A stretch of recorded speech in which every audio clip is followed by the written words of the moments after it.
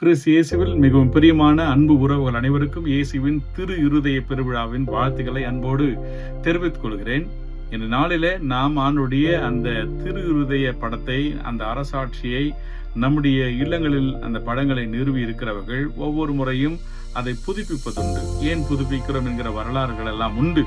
இந்த விழாவை நாம் ஏன் கொண்டாடுகிறோம் என்கிற ஒரு சிறிய வரலாற்று பின்னணியை உங்களோடு பகிர்ந்து கொள்கிறேன். புனித பெர்னார்ட் ஆஃப் கிளார்வேக்ஸ் அவர் என்ன சொல்கிறார்? இயேசுனுடைய இதயத்தை உற்று பாருங்கள், அது கடவுளுடைய அன்பை மிக அதிகமாக வெளிப்படுத்துகிறது என்று சிந்திக்க பலரை தூண்டினார். புனித பொனவென்தூர் அப்படித்தான் தன்னுடைய எழுத்துக்கள் மூலமாக இயேசுடைய அந்த இதய அன்பை வெளிப்படுத்தினார். பிறகு பிரான்சிஸ் தி சேல்ஸ் என்று சொல்லுகிறவர் நிறைய புத்தகங்கள், மிக குறிப்பாக ஹார்ட் டு ஹார்ட் என்கிற ஒரு புத்தகத்தின் மூலமாக இயேசுவின் இதய அன்பை வெளிப்படுத்துகிற விதமாக எழுத்துக்களின் மூலமாக பலரை இந்த பக்தி முயற்சிக்குள் தூண்டினார். புனித ஜான் யூதஸ் பிரான்சில் வாழ்ந்தவர். அவர் தன்னுடைய எழுத்துக்கள் மூலமாக, மறையுரைகள் மூலமாக இந்த பக்தி முயற்சியை பரப்பினார்.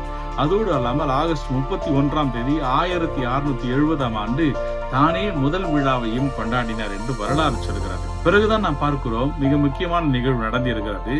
ஜூன் மாதம் 16 1675 புனித மார்கரெட் மேரிக்கு ஆண்டவர் இயேசு காட்சி கொடுக்கிறார். அந்த காட்சி கொடுத்ததன் பொழுது திருவுடல் திரு ரத்த பெருவிழாவிற்கு பிறகு வருகிற வெள்ளிக்கிழமையில இந்த விழாவானது கொண்டாடப்பட வேண்டும் என்று அந்த காட்சியிலே சொல்லப்படுகிறது. அந்த காட்சியிலே 12 வாக்குறுதிகளும் ஆண்டவர் அந்த புனிதைக்கு தருகிறார். அதன் பின்னணியிலே 9ஆம் பயஸ் என்கிற திருத்தந்தை இந்த மனித இனத்தை முழுவதுமே இயேசுவின் திரு இதயத்திற்கு நேர்ந்தளிக்கிறார். பிறகு 1899 13ஆம் லியோ திருத்தந்தை மிக முக்கியமான ஒரு திருத்தூதர் மடல் வழியாக இந்த விழாவை, இந்த உலக திரு அவை கொண்டாட வேண்டும் என்று அதை பிரகடனம் செய்கிறார். 2024 அன்றைய திருத்தந்தையாக இருந்த திருத்தந்தை போப் பிரான்சிஸ் கூட இந்த திரு இருதயத்தின் மீது அதிக பற்றும் நம்பிக்கையும் கொண்டிருந்தவராகவும் அவரும் ஒரு திருத்தூதர் மடலை எழுதி நம்மை அனைவருமே இந்த இயேசுவின் திரு இதயத்திற்கு நெருக்கமாக வாழ நமக்கு அழைப்பு தந்திருக்கிறார். எனவே அன்பு உறவுகளை, இந்த 12 வாக்குறுதிகளை நாம் நினைத்து பார்ப்போம்.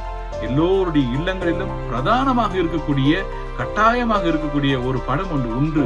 இயேசுடைய அந்த ஒரு படம் உண்டு என்றால் அது திரு இருதய படம். அந்த இதயத்தை போல் நம்முடைய இதயம் மாற வேண்டும். கனிவானதாக, இரக்கமுள்ளதாக, மன்னிப்பு தரக்கூடியதாக, அன்பு நிறைந்ததாக மாற வேண்டும். இந்த நாளிலே நாம் அன்பின் இதயங்களை சுமந்து கொள்வோம். இயேசுவினுடைய அன்பின் கதகதப்பை உணர்ந்து கொள்வோம். அவருடைய இதயம் போல் நம்முடைய இதயம் மாற ஜெபிப்போம். நான் உங்களுக்காக ஜெபிக்கிறேன். எனக்காக ஜெபித்துக் கொள்ளுங்கள். இயேசுவை ஆண்டவர், மரியே வாழ்க.